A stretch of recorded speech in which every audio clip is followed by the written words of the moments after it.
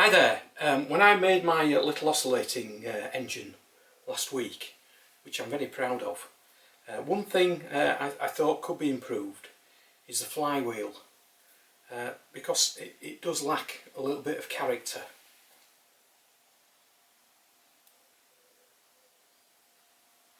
So what I've gone and done is buy myself a rotary table. Well, this is the little table made by Soba, and it's 110mm in diameter and 3 T-slots, which might not be attractive to some people, but I think I'll be okay with it. One of the main purposes for me will be to use the 3-jaw chuck off my lathe, so I'm just waiting for a back plate to arrive. Quality wise, seems pretty good. I've seen some negative reviews about Soba. Apparently I think it's made in India, but I the quality and feel for me is brilliant. I think a 1/4 of a degree on backlash, but it's really smooth, so very happy. As I understand it, one of the first things you need to do with a table is to centre it on the mill. So this is a 2MT slot here, and I've put this little dial gauge in, connected to a collet, and after adjusting the X and Y axis, I've pretty much got it on 0 all the way around. I've been using this little magnetic tray to read the back, and because I don't have a mirror, and it all seems pretty good. So let's see how we get on with it. So obviously I can't fit the 3-jaw chuck at the moment because I'm waiting for that back plate, and you know, in the meantime I'm really keen to give this little flywheel a bit of character, and I'm really keen to have a go at using this rotary table. So what I need to do is somehow devise a method of clamping it, and what I thought was I could make my own clamps actually using the rotary table. So create some clamps that've got an end which is the same curve as the outside of this flywheel. So the idea I've got here is to mill out this particular area on this piece of mild steel bar, and I'll mill out about halfway down, so that will just sort of fit inside, so there'll be a lip underneath, and then I'll switch it round and I'll mill out a similar shape but leave a lip on it about 1/8 of an inch round, so then that can just sit on top. So that's the plan. Now my mill's out of action at the moment because I've got a rotary table on it, so what I need to do is to bob over to my old Meddings pillar drill and drill a hole. So this is my old Meddings pillar drill, superb machine. It was built on the 31st of October 1962 for a company called Eckford and Giesing Limited. I'm not sure if they exist anymore, but it's a great machine.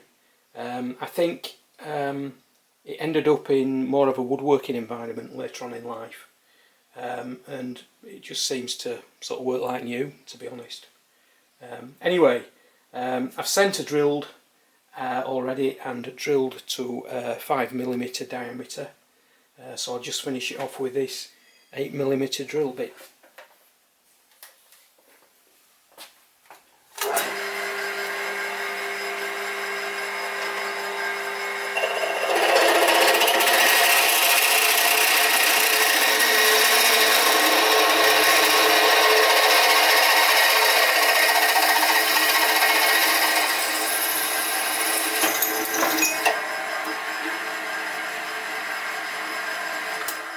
Okay, so unknown territory now. I don't really know what I'm doing.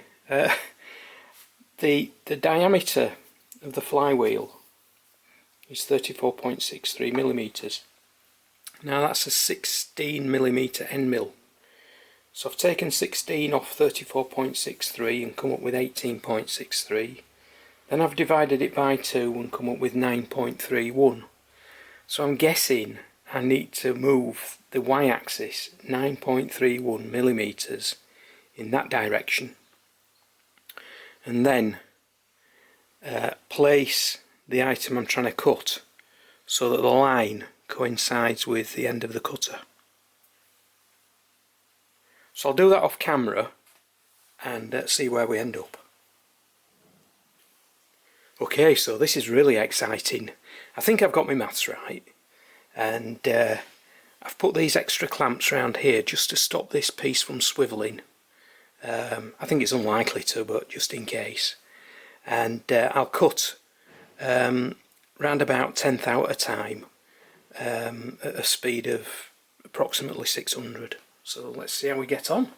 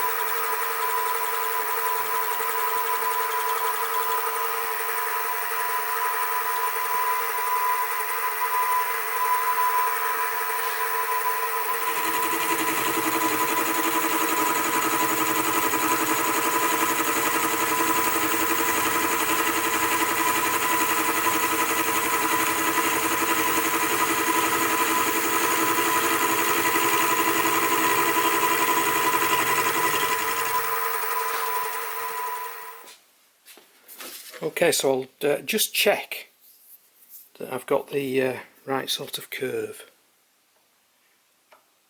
Oh yeah, spot on. Oh, very happy with that. I'm just slightly out on the centering of it, but it doesn't really matter, it's just a clamp. Oh, really happy. So I'll carry on and cut halfway down. Well, that's worked out pretty good. Unfortunately, I'm slightly off here, so not quite centre, but the actual fit is spot on. So what I need to do now is to cut a similar line, but leave a little lip of about 1/8 of an inch. Now I've messed up really, because if I'd have packed this out on the rotary table with something like that underneath it, I could have kept it in position and then just back the cutter off a bit and continue cutting to maintain the arc. So what I'll try and do is try and fit it back to the same position, because I don't think it's possible to start cutting from this side and match it. Okay, so I've managed to get the piece back again in the same position, but I've put some sort of like spacer blocks underneath and backed off the y-axis by 2.5 millimeters. So now I can commence cutting again right through.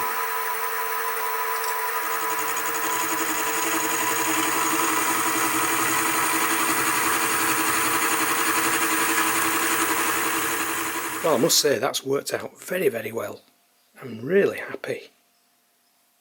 Perfect fit. And the clamp will work like that. So I just need to make 2 more. And the advantage of having a table with just 3 T-slots is you only need to make 3 of them and not 4. Well, that took a little while, but we got there in the end. Good fit. So we'll try it on the rotary table.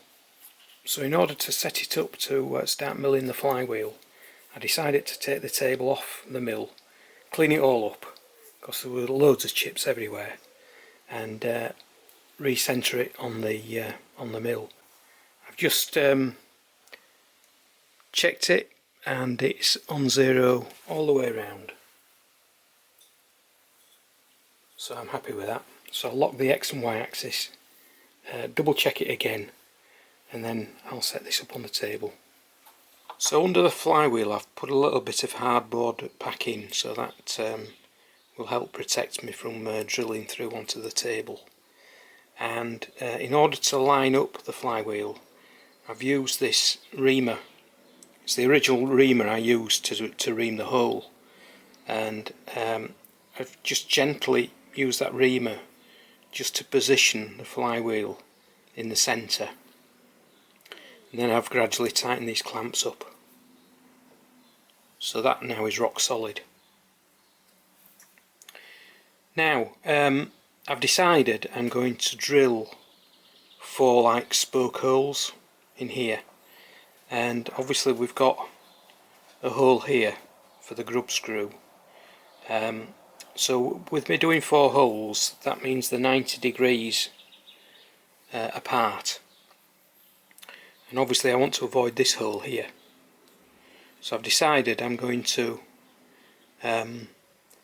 put one at 45 degrees to the right and then 45 degrees to the left.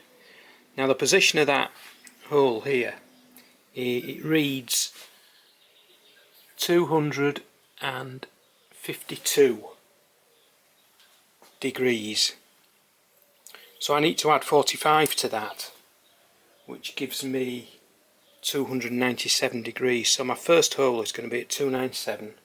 Now if I add 90 degrees to that, it gives me 387, but obviously there's only 360 degrees in a circle, so that gives me 27 degrees.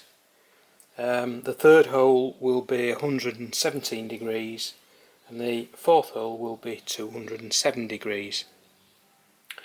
And I've also decided that I want to drill these holes in the centre of the radius.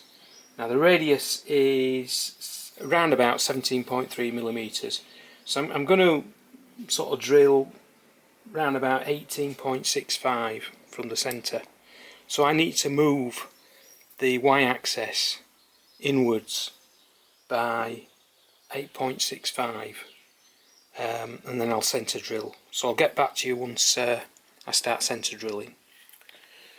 So I need to move the table 45 degrees.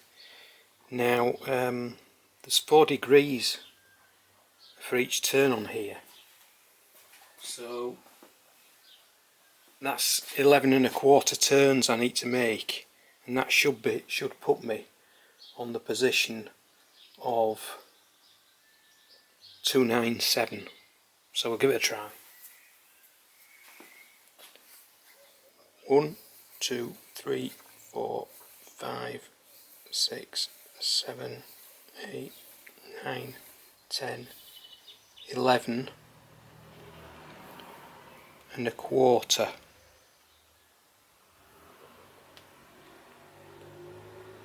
Just back it off, I just went over it slightly. Now I'll lock this down.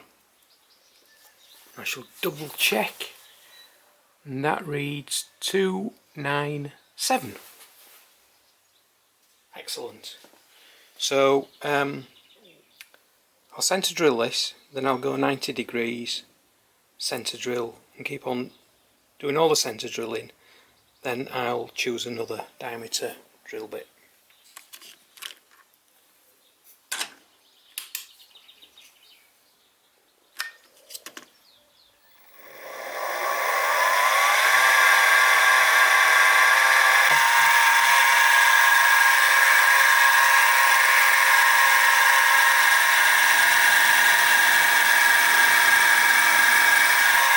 So this is a 4mm drill bit, and I'll approach it in the same way as I did with the centre drill. So I'll drill all 4 holes, and then I'll decide what size drill to use next.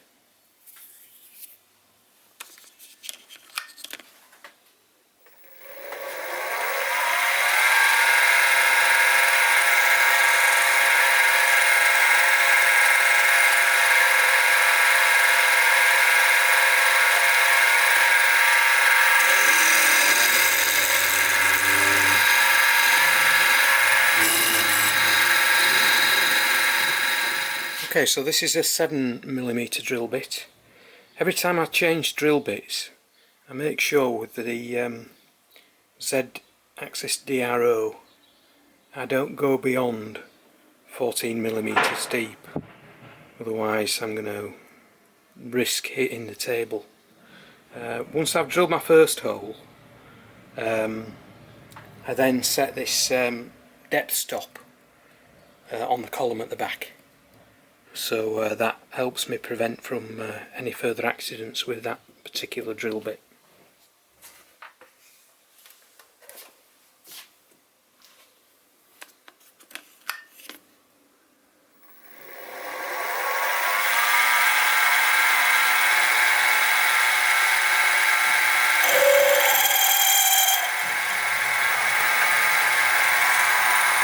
So set the DRO to 0.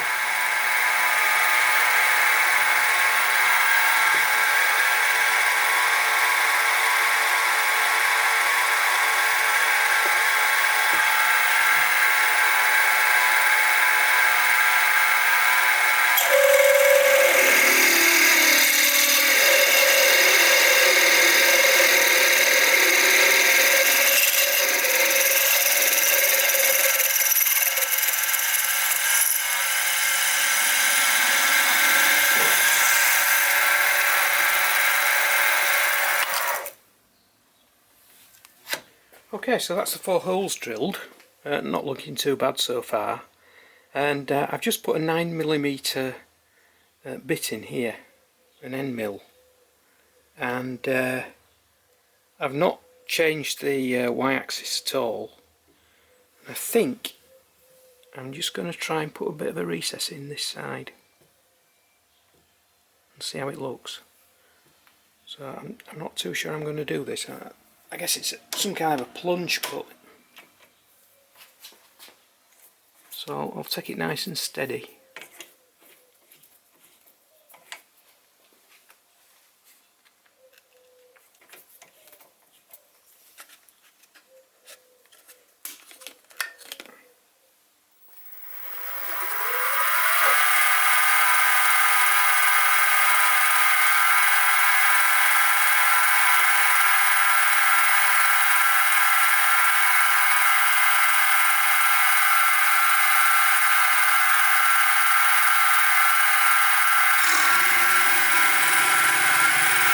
See it on the DRO.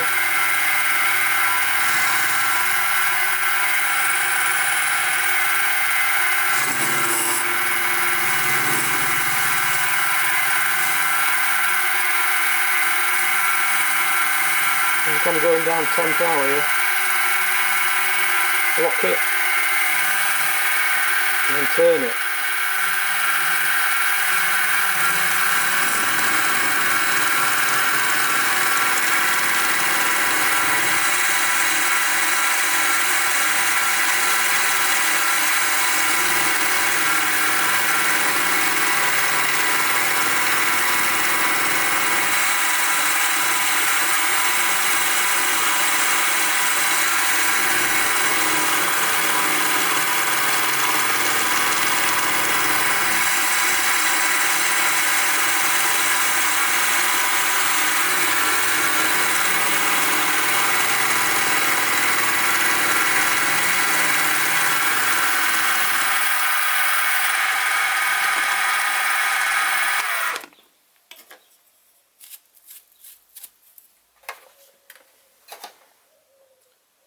Oh, interesting.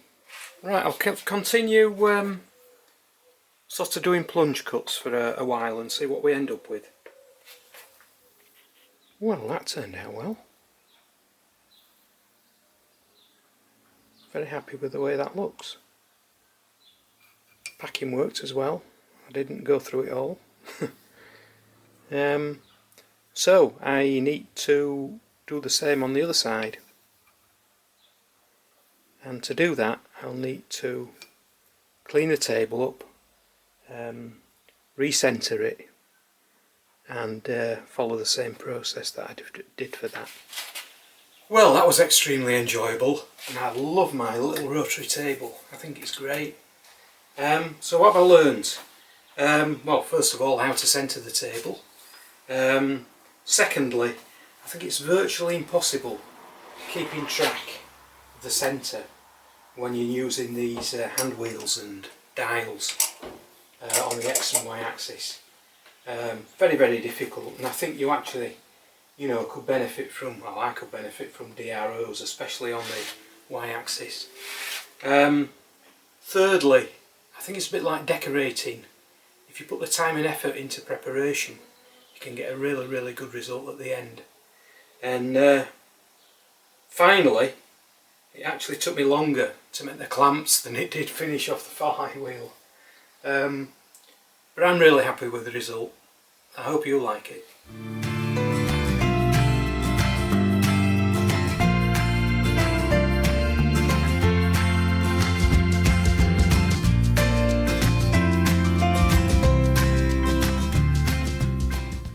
Oh, and I've just remembered, the other day I ordered a kit from Stuart Models, and it's for a Stuart S50.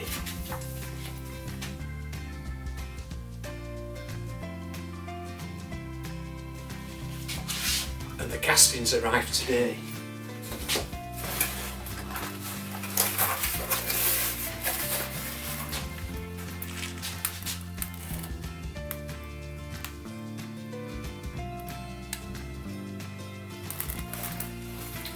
So, over the next few weeks, months, years, I'm going to have a go at making that. See you in a bit.